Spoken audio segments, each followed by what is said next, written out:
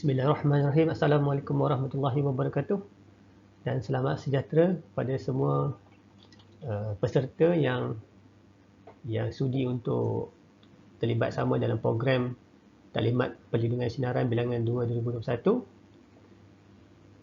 Okey, pada hari ini tajuk yang akan saya bentangkan adalah Diagnostic Reference Level DRL for City Brain Plane, a good indicator of the machine performance.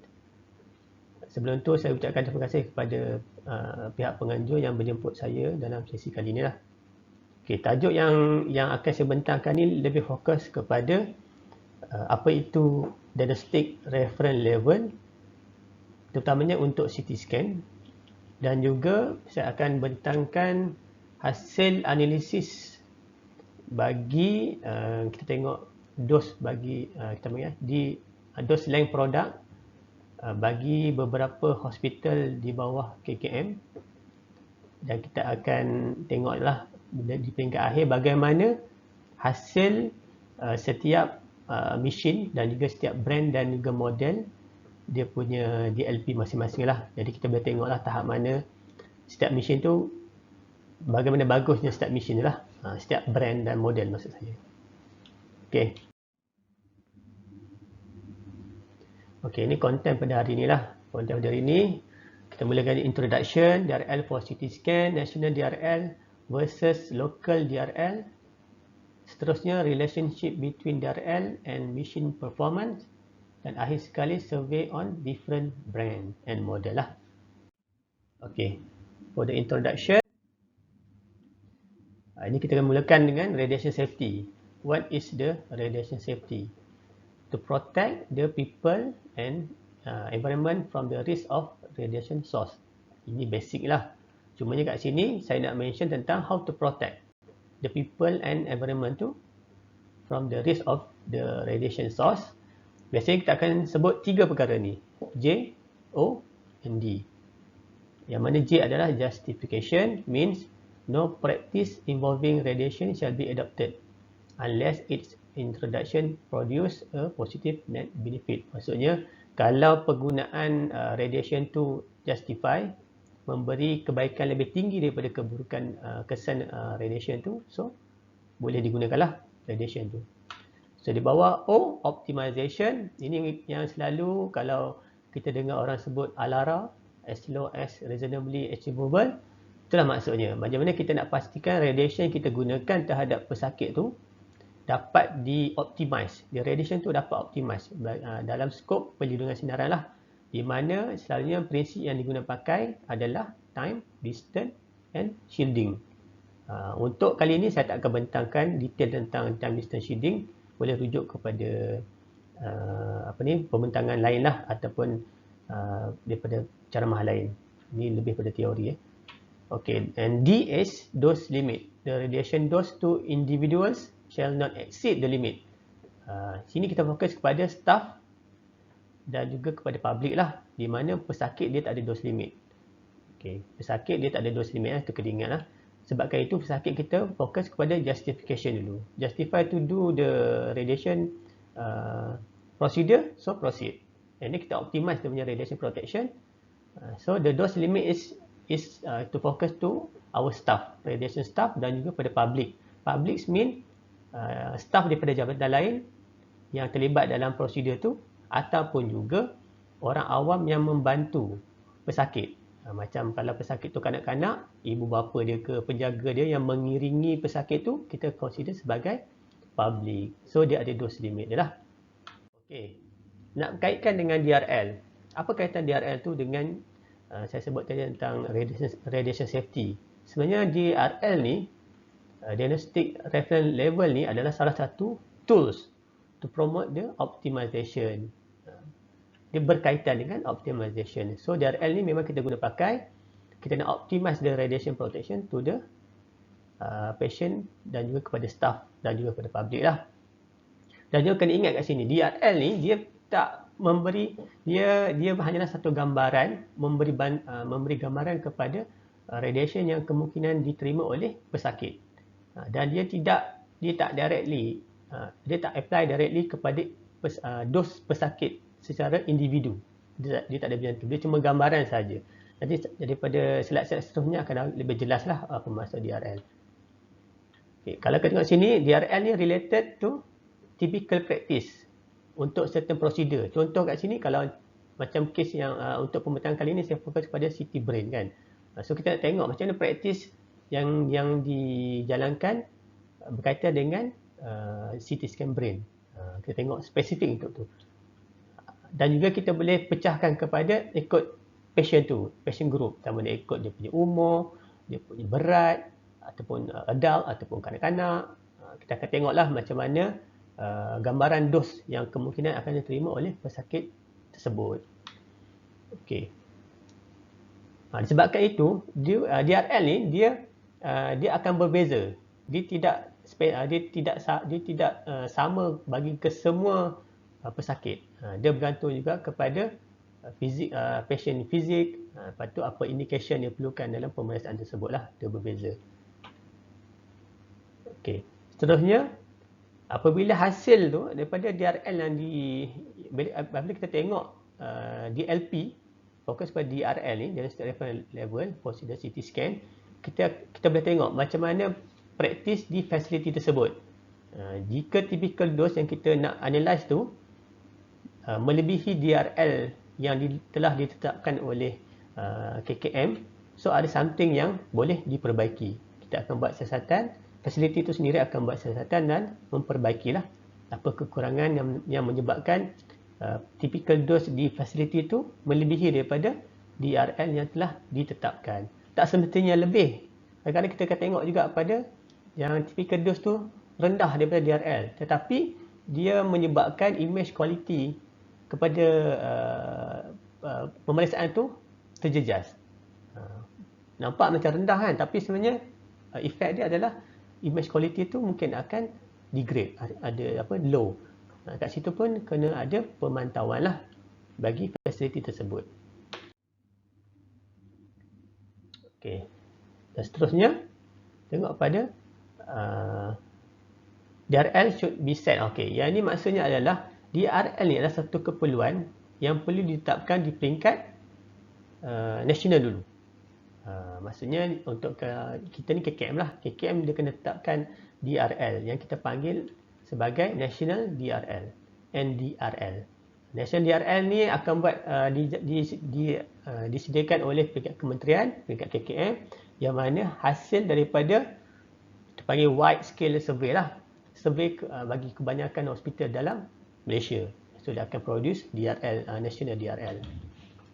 Dan yang mana National DRL ni dia akan set pada kita panggil third quartile value.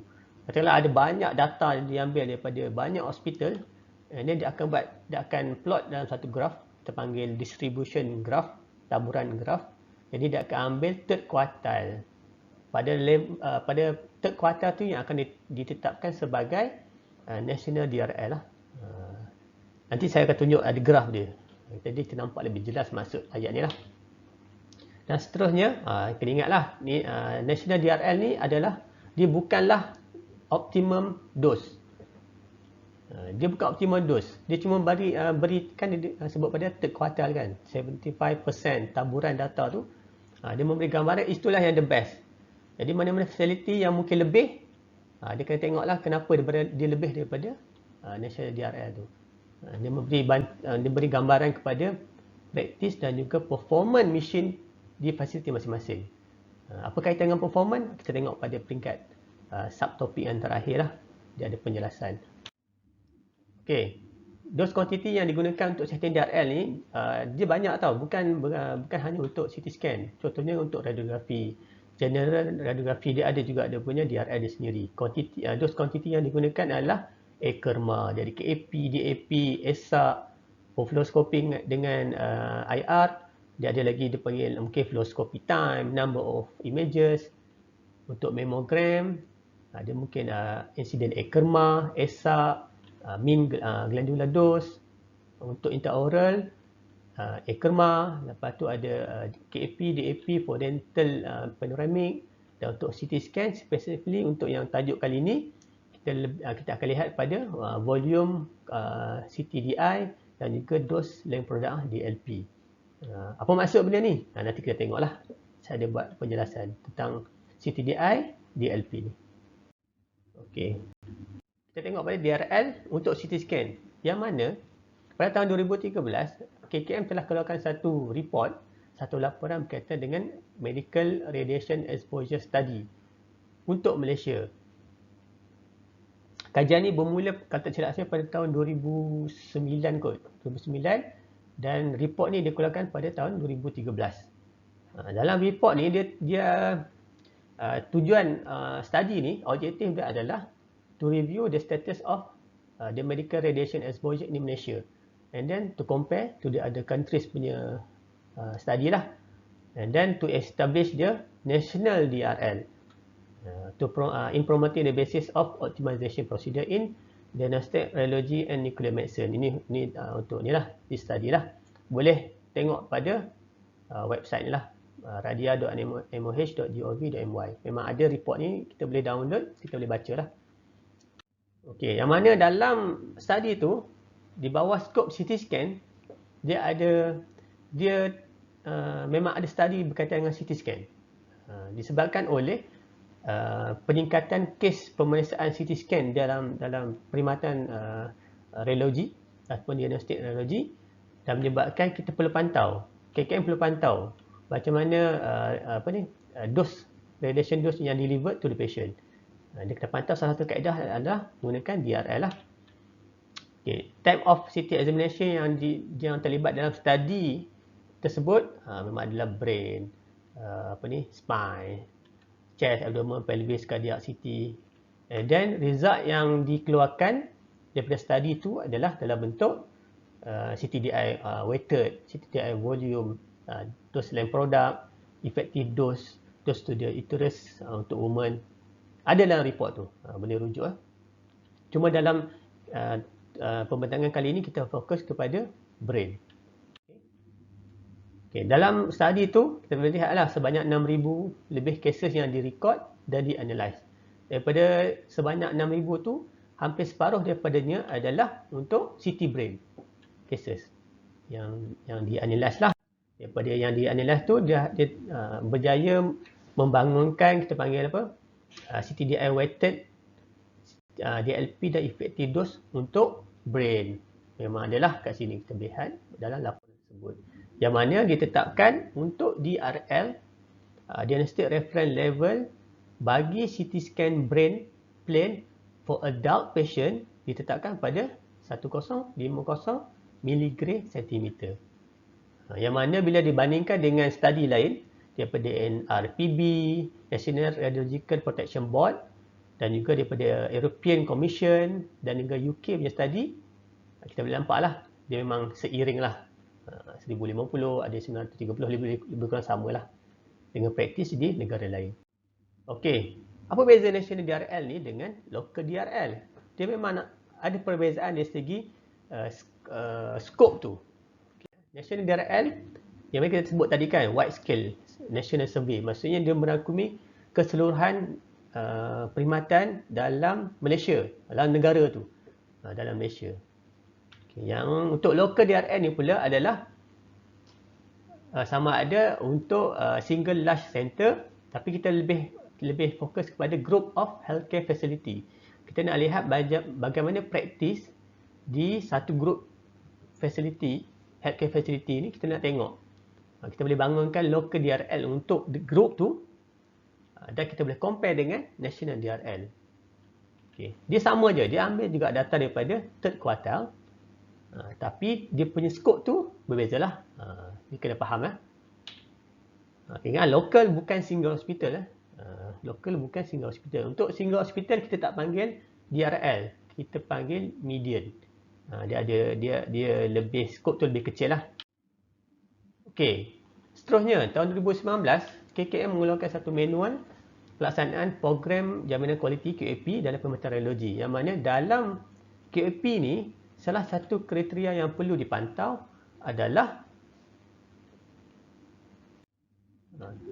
CT scan, yang mana dia ambil standard daripada yang report study tu 2013 tu, dia bawa ke QAP ni, Dan setiap hospital dalam Malaysia, tak kira hospital kerajaan ataupun swasta, dia kena pantau DRL bagi CT scan brain plane.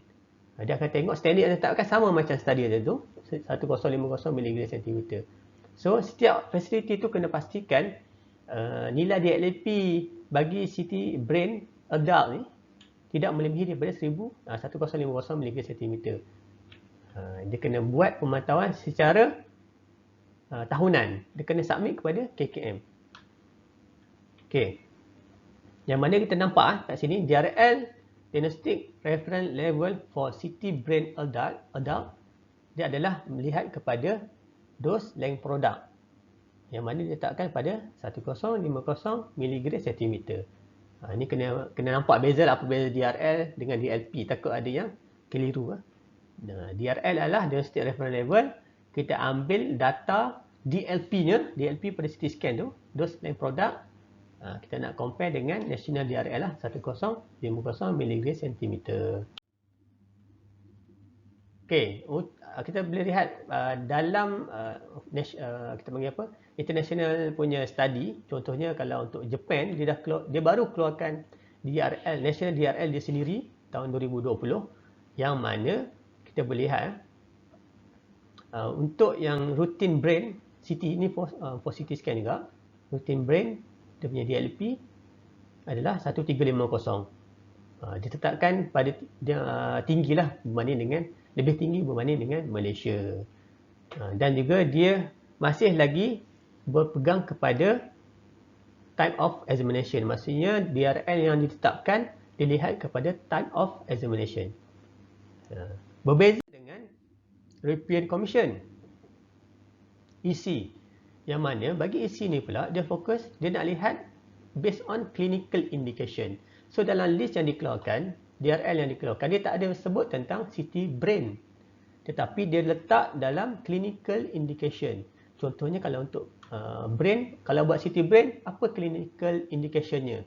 This one dia contohnya untuk stroke.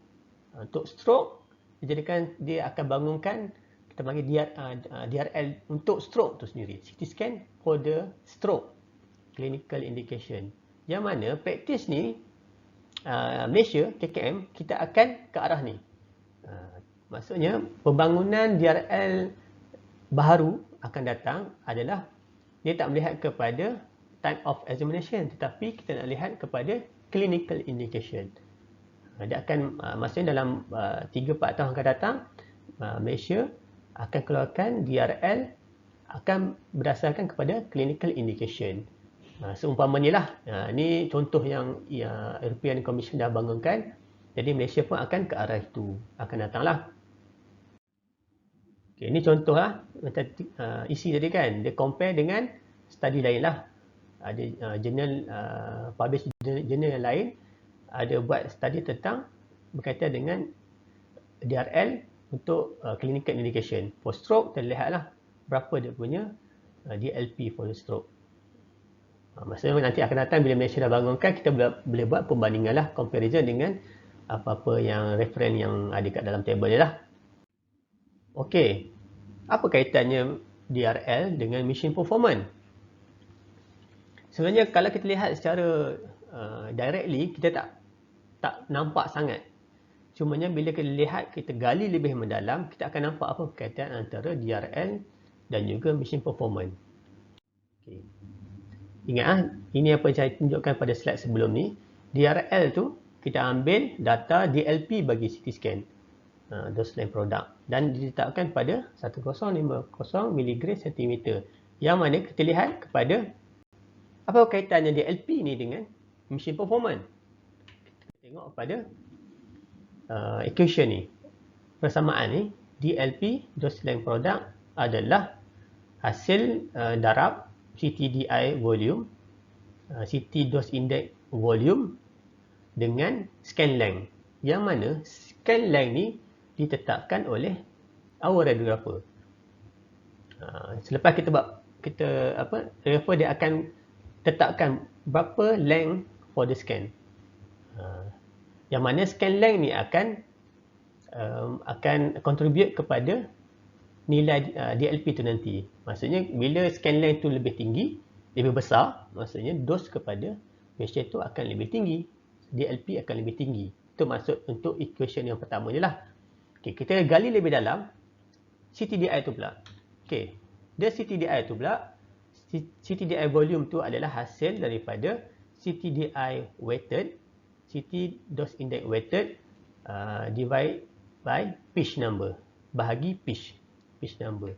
Yang mana pitch number ni juga ditetapkan oleh our radiographer. Waktu dia nak start procedure kan, masa dia buat dia select for examination parameter dekat console tu, CT console, dia boleh adjust scan length, dia boleh adjust pitch number. Yang mana in theory pitch number, higher pitch number akan mengurangkan dose, akan reduce the dose, but of course the image quality akan reduce juga. Ni lebih pada teknikal lah. Dalam ni saya tak akan sebut. Cumanya kat sini saya nak mention, daripada persamaan ni kita boleh lihat kat mana peranan radiographer. Kat sini adalah untuk dua equation yang pertama ni, radiographer boleh tentukan dos kepada patient tu daripada scan length yang ditetapkan dan juga pitch number yang dipilih.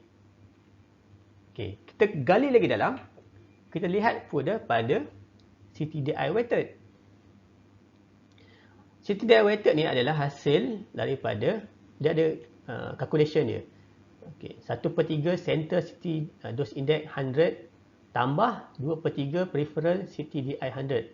Okay, ni mungkin majoriti tuan-puan mungkin tak berapa maklum. Cuma kat sini kita lihat CTDI weighted ni adalah hasil daripada kita panggil apa, dose measured menggunakan ion chamber. Ni gambar rajah lah. Okay, gambar rajah ni menggambarkan yang ini adalah CTDI phantom. Okay, yang ni ion chamber yang pada dia punya, kita panggil apa, active dosimeter tu sepanjang 100 mm. Maksud 10 cm lah, 10 cm.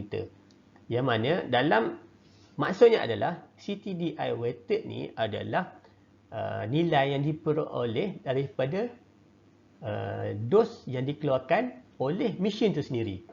Macam ni kita nak dapatkan nilai tu adalah melalui, kita akan buat test lah menggunakan phantom, CTDI phantom ni, dan kita measure berapa dos bagi center of the phantom. Lepas tu dia punya kita panggil apa ni, peripheral bagi setiap ni lah, ada 4 peripheral yang kita akan measure berapa dos yang diterima pada lokasi tersebut. So dia daripada calculation equation ni, so akan dapatlah CTDI weighted. Okay, nampak tak perkaitan dia? Okay, saya buat rumusan kat sini. Maksud kat sini adalah nilai DLP itu sendiri terhasil daripada dos yang dikeluarkan oleh mesin yang dikawal oleh parameter yang ditetapkan pada konsol. Kat sini peranan our radiographer, dia boleh manipulate the parameter to increase or to reduce the dose to the patient. Yang sama juga lah, to increase or to reduce the DLP of the patient. Nampak tak kaitannya? Kat sini sebenarnya apa yang kita apa maksud CTDI ni adalah radiation atau dose radiation yang dikeluarkan oleh mesin tu. Dia tak sampai lagi pada patient. Maksudnya dia dikeluarkan oleh mesin. Apa yang mesin keluarkan, kita panggil tube radiation output ni, bergantung kepada parameter KB, MA, exposure time dia, slice thickness yang dipilih, detector performance, ataupun dose reduction software. Perkara ni, parameter ni yang mempengaruhi tube radiation output tu. Mempengaruhi nilai CTDI weighted, yang mana akan mempengaruhi nilai CTDI volume, dan akhirnya akan mempengaruhi nilai DLP.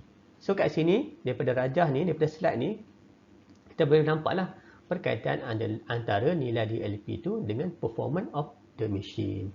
Yang mana kalau mesin tu tak perform baik, mungkin mesin tu mesin yang usianya 10 tahun ke atas, mungkin akan memberi nilai DLP yang tinggi bagi satu image quality yang sama dengan mesin yang baru. Ada bukti tak? Kita lihat kepada survey yang saya buatlah untuk beberapa hospital dalam KKM dalam slide seterusnya nanti. Okay, ini dia punya penjelasan. DLP measured in milligray centimeter and is a measurement of CT tube radiation output or exposure. Dia memang related. DLP memang relate dengan tube output bagi CT scan, bagi machine tu. KVMA, accuracy of exposure time, accuracy of slice thickness, detector performance, dose reduction software are contributing to the value of radiation output tu sendirilah. Dan bermaksud adalah DLP is depending on the performance of the machine. Nilai DLP itu bergantung juga kepada performance machine tersebut. So, di sini maksudnya maintenance bagi machine tu perlu dijalankan secara berkala seperti mana yang telah ditetapkan oleh manufacturer. Kena follow lah apa yang telah ditetapkan. Dan juga quality control test should be performed by qualified medical physicists lah. Untuk pastikan memang mesin ini betul-betul dalam the best condition supaya kita pastikan DLP yang dikeluarkan oleh mesin tu adalah yang terbaik lah. Okay, last subtopic, survey on different brand. Okay, daripada kita pergi dulu apa yang akan dianalisis. Kita panggil adalah median value. Apa maksud median value? Median value daripada graf ni kita melihat median value berada pada center of the graph. Center bukannya average ya. Center of the taburan graf ni. Center. Tapi kalau sini menampaklah apa maksud 25th percentile, ni kita panggil first quartile lah. Ni third quartile. Inilah dia punya kedudukan pada taburan graf taburan. Okey. Dan juga ada lagi perkara-perkara lain seperti median, mean, mode ni dia tak sama. Kenapa kita sebut tak sama? Apa yang membuktikan ia tidak sama adalah berdasarkan this graph. Kalau graf taburan tu dalam bentuk simetri, dia punya center of the graph tu memang betul-betul center, yes. Nilai mode, nilai median dan nilai mean adalah sama. Mean tu average lah. Memang sama nilai dia. Tetapi, kalau graf tu tidak simetri, contohnya seperti inilah, tidak simetri, so nilai mode, nilai median dan nilai mean tidak akan sama. Yang mana dalam mana-mana survey yang dijalankan, terutamanya kalau untuk DRL ni, dia akan ambil pada nilai median. Dia tak akan ambil pada mean. Sebab nilai mean ni dia sangatlah bergantung kepada dia sangat bergantung kepada taburan graf tu. Maksudnya kalau dalam satu graf tu ada beberapa nilai yang berada jauh daripada yang contohnya pada titik jauh daripada center of the graph. So nilai mean ni akan berubah dengan ketara. Tapi median tak. Median dia lebih stabil. That's why kebanyakan study yang dibuat lebih prefer ambil nilai median. Okay ya? Nampak apa maksud? Sebab apa kita ambil median? Okay. Ini example lah. Ini contoh. Ini contoh yang daripada data yang kita collect, kita buat analisis dan kita akan dapatlah nilai median bagi taburan data tersebut. Yang mana data tu bila kita plot dalam graf, kalau graf pertama ni untuk graf scan length versus DLP, dose length product, kita boleh nampaklah apa perkaitan antara scan length yang radiografer tetapkan tu versus dengan dose length product. Kita boleh lihatlah in theory pun sama, dia akan lebih besar scan length tu, so nilai DLP pun akan lebih tinggilah. So graf dia akan sebeginilah, condong sebegini. Scan length tu lebih tinggi, contoh kat sini kan 25 cm scan length. Kebanyakan taburan data tu adalah dalam DLP kurang 1000 DLP ke atas lah. Itu maksudnya. Okay. Second graph, ini kita panggil distribution graph. Yang mana distribution graph ni yang menunjukkan taburan graph tu, kekerapan taburan graph tu berada dekat mana. Daripada graph ni kita boleh lihat lah, ni contoh graf ni kita boleh lihat pada kawasan dalam DLP lebih kurang 700 mg cm ni yang paling banyak. Tengok, sama tak dengan distribution graph daripada yang slide sebelum ni. Inilah maksud dia. Ini yang kita bangunkan untuk setiap fasiliti, untuk setiap hospital. Kita dapatkan data, kita analyse, and then kita bangunkan distribution graph bagi setiap fasiliti, bagi setiap hospital tersebut. Maksudnya bagi setiap mesin. Contoh kalau hospital tersebut ada 2 mesin CT scan, kita akan analyse bagi kedua-dua mesin tersebut lah. Okey, ni template yang dibangunkan oleh saya. Saya letak nama sebagai DLP City Win 1.0. Template ni adalah untuk analyse median value for DLP. Data yang diambil daripada setiap facility tu, setiap hospital tu akan masuk dalam template ni. So, data yang diperlukan adalah name of facility, brand of CT scan, model of CT scan, year of installation. Sebab apa kita perlukan tahun installation ni? Sebab kita nak tengok ada kaitan tak usia mesin dengan nilai DLP yang dikeluarkan.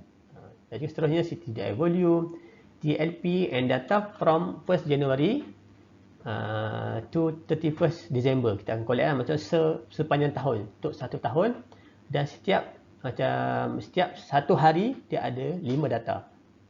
5 kes lah, 5 pemeriksaan. So akan ada total sehingga 1825 pemeriksaan setahun lah. Analisis untuk satu mesin ni akan melibatkan sehingga 1800 pemeriksaan. Sangat banyak lah. So daripada bila kita dapat data-data semua tu, bila kita masukkan dalam template, so kita akan dapat scan length, ni auto calculate lah, dia akan auto calculate nilai median, graf pertama dan graf kedua memang akan dapat. Yang mana semua data ni saya akan compile. Ni contoh lah. Contoh daripada Hospital Kuala Lumpur. Salah satu mesin dia, sebab HKL ada yang dalam kajian ni kita melibatkan 3 CT scan. Ini salah satu CT scan di HKL. Kita boleh dapat lah macam mana distribution graphnya dan juga nilai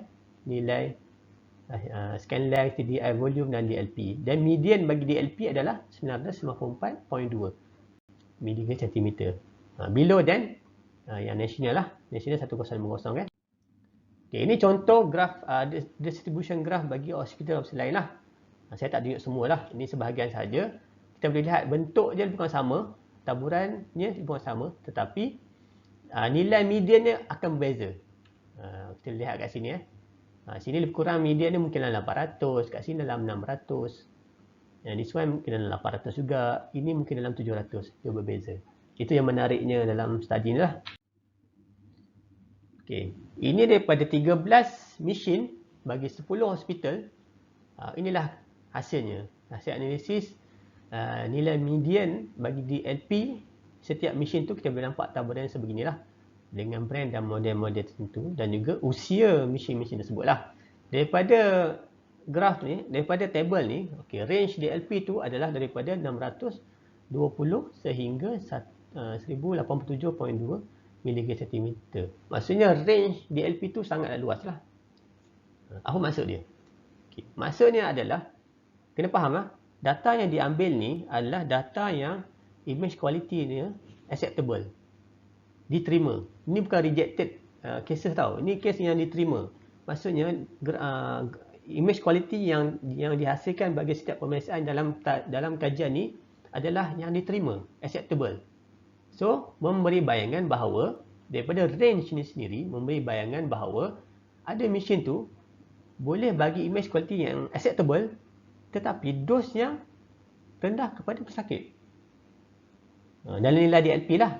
Dan DLP yang dihasilkan oleh mesin tu rendah, serendah 620 berbanding dengan mesin lain yang sehingga 1000 lebih dia punya nilai DLP. Tetapi kedua-duanya memberi image quality yang acceptable.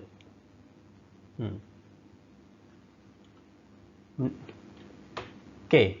Salah satu daripada mesin yang terlibat dalam kajian ni, saya tak mention hospital mana. Salah satunya nilai median adalah melebihi daripada nilai DRL.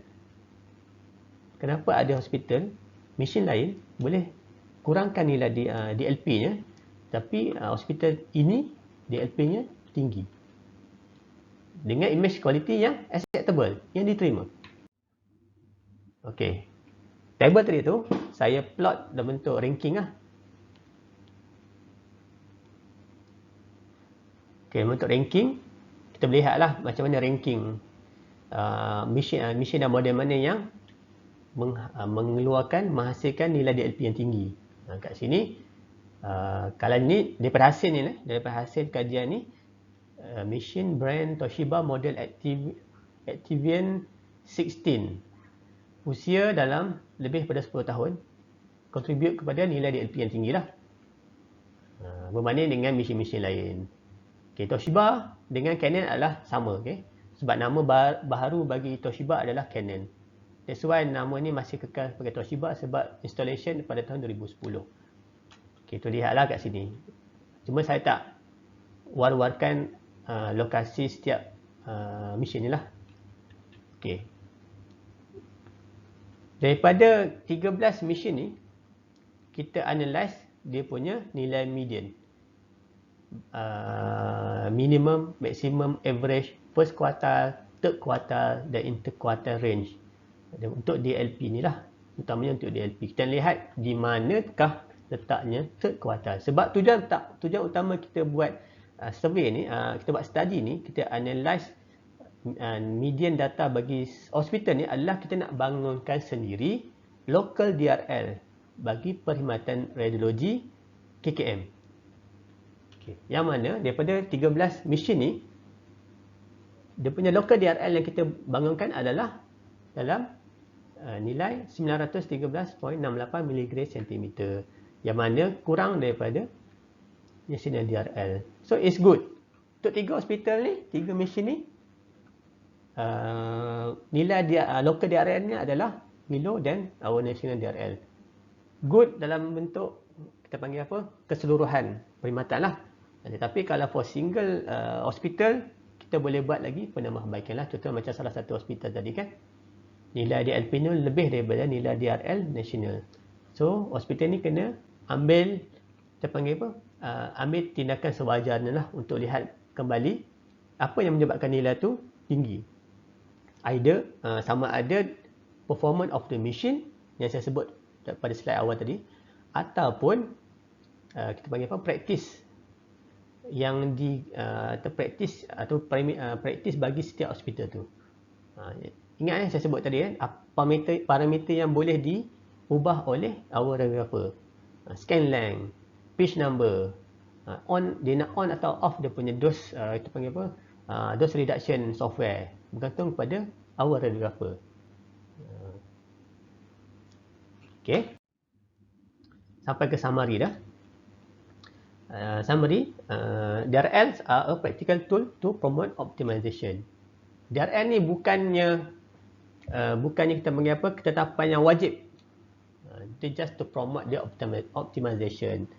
Yang mana kalau mana facility, mana-mana hospital, bila dia compare dia punya nilai median, compare dengan DRL, national DRL, dia boleh buat penambahbaikan to reduce the dose to the patient. Dan juga DRL ni do not apply directly to individual patient and examination lah. Dia memberi gambaran untuk keseluruhan macam nasional, untuk keseluruhan negara lah. Kalau untuk lokal, untuk keseluruhan yang terlibat lah, fasiliti yang terlibat. Okay, those quantities used in DRL of CT scan, saya sebut tadi lah, CT depth volume dan juga DLP. Kena ingatlah, DLP ni does not take the size of the patient into account. Dia hanyalah nilai DLP ni, dose length product CT scan ni, dia adalah nilai yang dikeluarkan oleh mesin sebelum sampai kepada patient. Dia memberi gambaran berapakah radiation dose yang akan diterima oleh pesakit. Dia tak ada lagi sampai ke peringkat absorb dose kepada pesakit, belum sampai. Dia baru yang dikeluarkan oleh mesin. Sebab tu yang saya kaitkan dengan machine performance. Sebab machine performance yang akan mempengaruhi nilai DLP tu.